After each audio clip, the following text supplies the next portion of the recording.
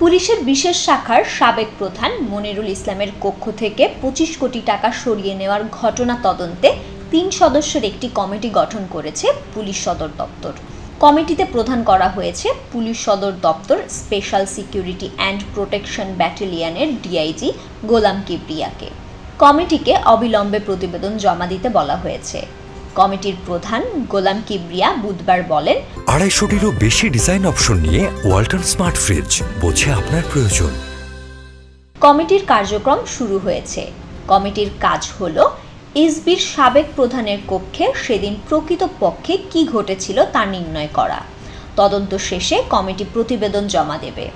পুলিশের একাধিক সূত্র জানায়, বৈষম্য বিরোধী ছাত্র আন্দোলন দমনে ব্যয় করার জন্য ৩ আগস্ট শেখ হাসিনা সরকারের কাছ থেকে ২৫ কোটি টাকা এনে নিজের কক্ষে রেখেছিলেন এসবি প্রধান মনিরুল ইসলাম। কিন্তু সেই টাকা বিতরণ করার আগেই ৫ আগস্ট ছাত্র জনতার অভ্যুত্থানে শেখ হাসিনা সরকারের পতন হয়। ওই দিন থেকে আর অফিসে যাননি মনিরুল। কিন্তু তার কক্ষে ২৫ কোটি টাকা থাকার তথ্যটি এসবির কয়েকজন কর্মকর্তা জানতেন। তারা এসবি কার্যালয়ের ক্লোজ সার্কিট ক্যামেরা ও ইন্টারনেট বন্ধ রেখে ৬ থেকে ১২ আগস্টের মধ্যে কোনো এক সময়ে মনিরুলের কক্ষ থেকে ওই টাকা সরিয়ে নেন। এর সঙ্গে পুলিশের তৎকালীন একজন উপমহাপরিদর্শক ও একজন অতিরিক্ত ডিআইজি জড়িত বলে অভিযোগ রয়েছে।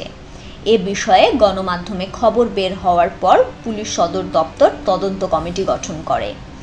জানা যায়, টাকা সরিয়ে নেওয়ার সময় তারা গুরুত্বপূর্ণ ডকুমেন্ট আছে উল্লেখ করে ৫ আগস্ট শেখ হাসিনা সরকারের পতনের পরপরই এসবি প্রধানের কক্ষে তালা ঝুলিয়ে দেন।